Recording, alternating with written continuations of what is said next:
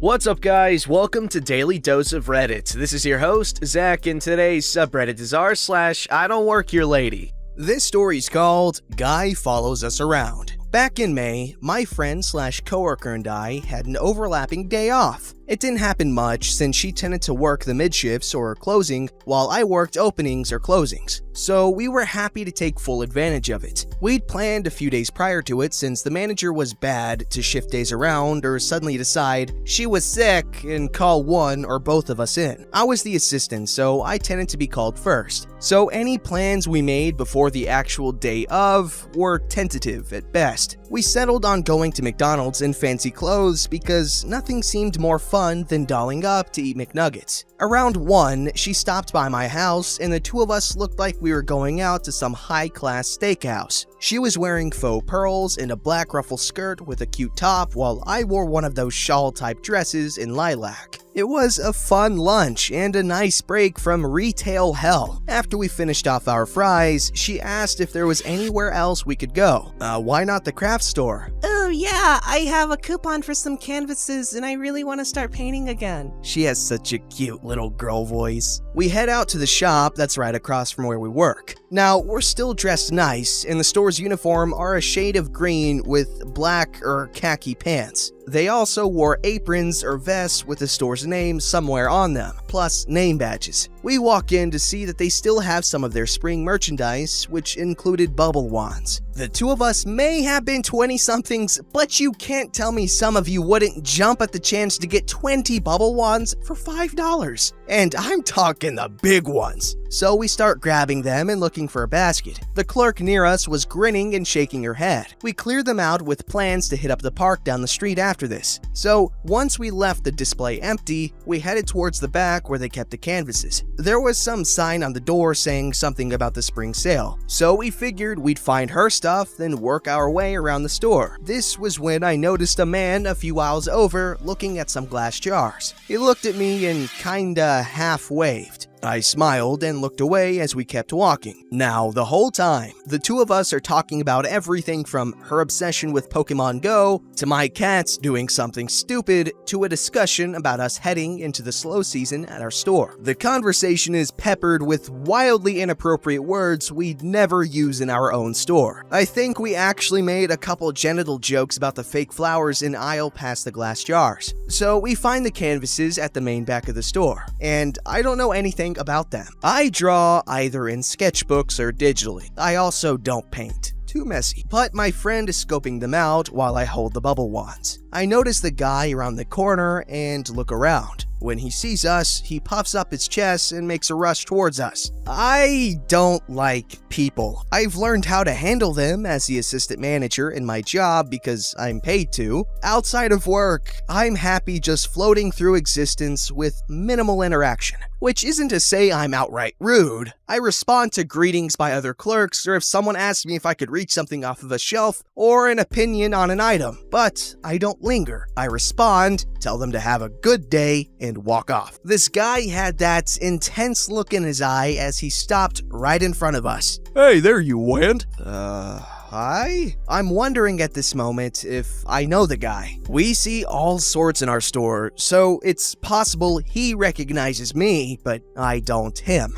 It was rude of you to just run off when I waved at you. Well, we needed to find the canvases. I gestured to my friend, who turned around. She was wearing a lanyard for her keys because she's the kind of person who will leave them in the ignition or on her seat while the car then locks. And we did, so. Well, I need your help picking out a vase for my wife. I figure a girl is better at it than I am. We both look at him. He is an older guy, so we assume he's an older generation sexist. But being as semi-nice as she is, my friend opts to help him. So we go back to the glasses where she picks out a very nice one for him and we start to head off. Oh, one more thing, girls. Can you tell me where the watercolor paints are? No, sorry, but there's a service desk right there. You can ask someone there. Guy's face shifts into something irritated. He huffs, Why do I have to ask them when the two of you are standing right here? Why can't you just show me?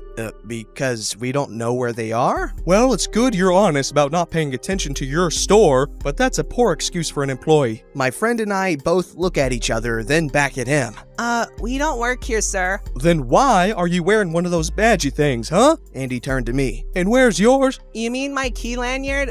This has my keys. Guy rolled his eyes. Yeah, right. I'm going to ask for the manager and report you. Okay, but they'll tell you that we don't work here. And we walked away. We wandered towards the other half of the store while he headed for the desk. We figured it would be solved until about 5 minutes later. The guy came around the corner and stopped to smile at us with smug satisfaction. I talked to your manager and he wants you to come to the front right now. It reminded me of a kid telling on someone else, then bragging how the teacher was going to punish them. We don't have to go anywhere. We don't work here. Not for long, you won't. I was trying to figure out why this guy wasn't understanding that we were shoppers. We looked nothing like the workers in the store, and even if we did, clearly our dress at the time would have said we were off the clock. Not many people I've met who work the floor in retail come in wearing their good dress clothing, or at least no open-toed shoes. Drop a KitchenAid on your foot once, guarantee you will never do it again. Listen, dude, we don't work here. We're trying to shop, so leave us alone. And I took my friend by the arm and we headed down towards another aisle. We need to leave. Employees shouldn't be allowed to shop during store hours. It doesn't make it fair for the customers since you get all the huge discounts. We do not get huge discounts at our store. We get 20%, which is just 10 extra over customer discounts. We ignore him and start looking for an open register. Guy is following us the whole time, going on about how all young people working retail were rude and lazy and that they were why the economy was so bad. When we found an open register, I slung the basket of wands onto the counter and made eye contact with the clerk. It was the one we saw earlier. Did you ladies find everything else all right? Oh, yes, we did. Too much. And I hooked my thumb behind me as the guy followed us into the line. You need to call the manager right now. Your coworkers are the most disrespectful girls I have ever been serviced by. Yes, he actually used those terms. The clerk looked confused and shook her head, telling him we didn't work there. He threw his hands in the air and yelled, "You have two very rude employees. They refuse to help me, refuse to wear the name badges, and why are they out of uniform?" "Sir, neither of them work here. They work at the kitchen store across the way." The guy glared at the manager and took the glass vase we had helped him find and slammed it on the counter. It broke. He didn't even seem to notice though, so props for his commitment to being a jerk. I have never had worse customer service, and I went to China once. How dare you let these little girls run rubshuck over you? No one's running anything. I was going to just ask you to leave, but since you broke merchandise, you're gonna have to pay for that. As if this place is a joke. That may be, sir, but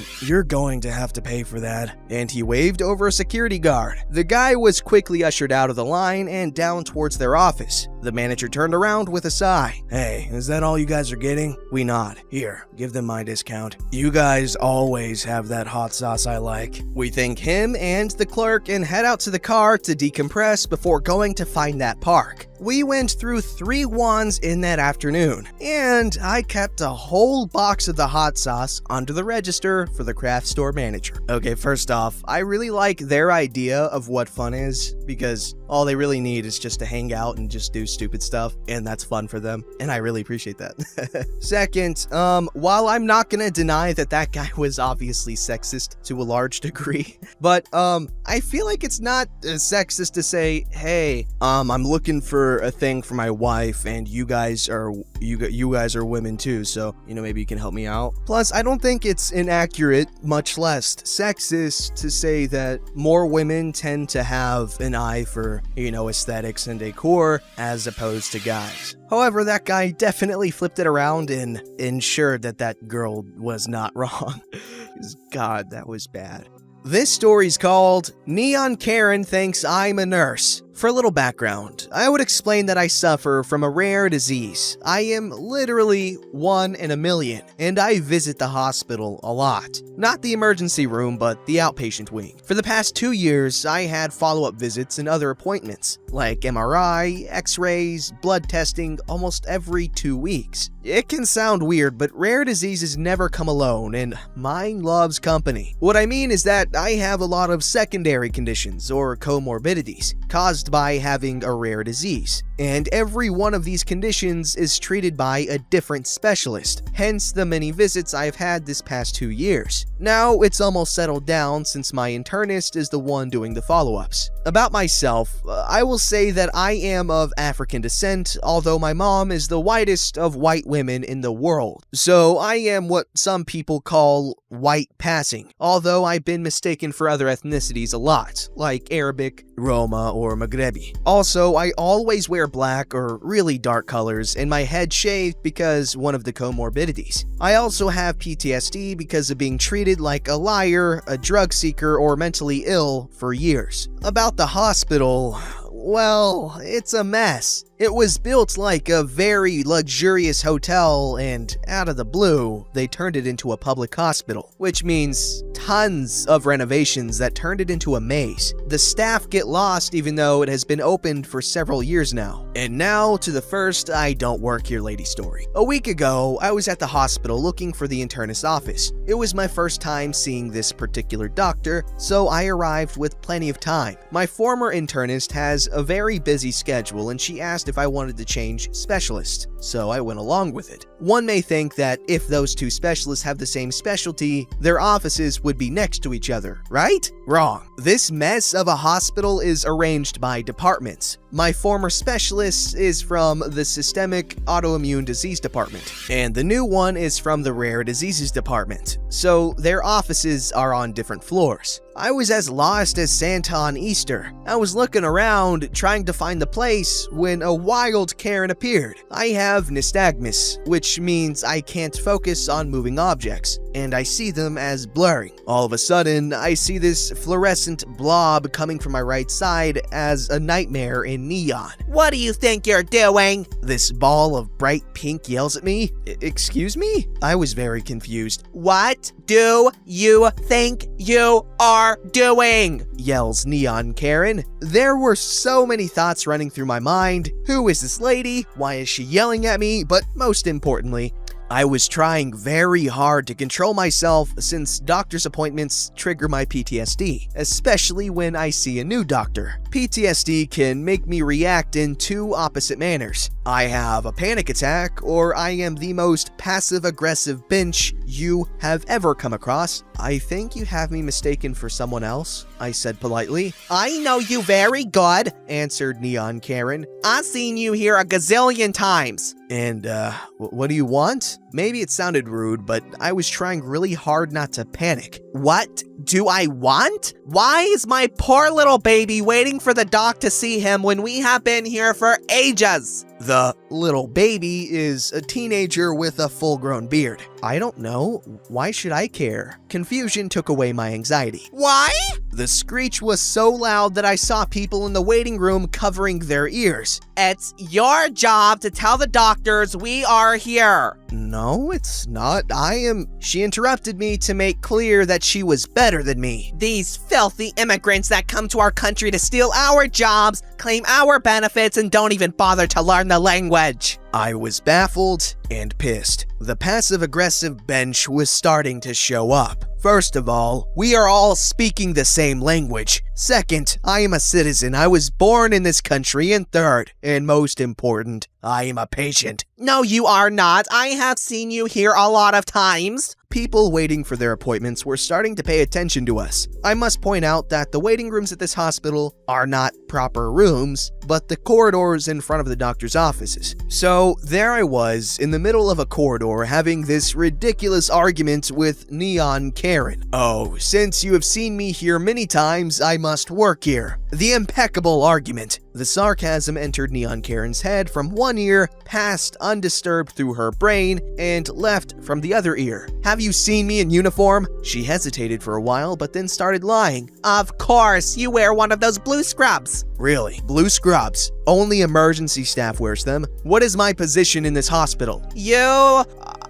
are one of those nurses at the front desk. The people at the front desk aren't nurses. They are administrative clerks and don't wear scrubs but short lab coats. See, you know the uniform, you work here. Anybody with a brain can differentiate nurses from administrative clerks. Oh, that's probably why you can't tell them apart. What do you mean? I bursted into laughter, and I wasn't the only one. I'm sure the people in the waiting room were genuinely laughing. Mine was more like a nervous laughter, trying to calm down and don't let Neon Karen get on my nerves. Ma'am, I used the most condescending tone I am able to articulate. I don't work here. Even if I worked here, I would never help you. You're lying and I'm gonna complain. You're gonna get fired. Her face was as pink as the tracksuit she was wearing. A tracksuit I am sure has never seen a gym or any kind of exercise in its long life. Good luck trying to fire someone that does not work here. At this point, almost everybody in the corridor is laughing loudly. Why is everyone laughing? Stop laughing! Now her face was brighter than the tracksuit. Even her son was laughing. He tried to placate her since a voice on the speakers was compelling the people in the waiting room to remain quiet. He even apologized to me. "I'm so sorry. My mom gets very upset when I have to visit the doctor," he said. "By the way," I asked him, "which department is it?" "Dermatological and venereal diseases." As I said before, lost as Santa on Easter. I was about to thank him when Neon Karen interrupted me again. Why are you asking? You should know. For the last time. "I don't work here!" I started to walk away, trying to focus on looking for the rare diseases department, or at least a real staff member that could help me. I was fuming but trying to stay calm since abrupt changes in my blood pressure can be dangerous. All of a sudden, I see a black object coming from my back and crashing into the floor in front of me. It was a mobile phone. How dare you turn your back on me? There is only one thing that can make me switch from passive-aggressive to full-on aggressive, and that is physical violence. Listen here, you motherfucking bench! If you try to hit me again, I will beat you into a pulp! I don't work here!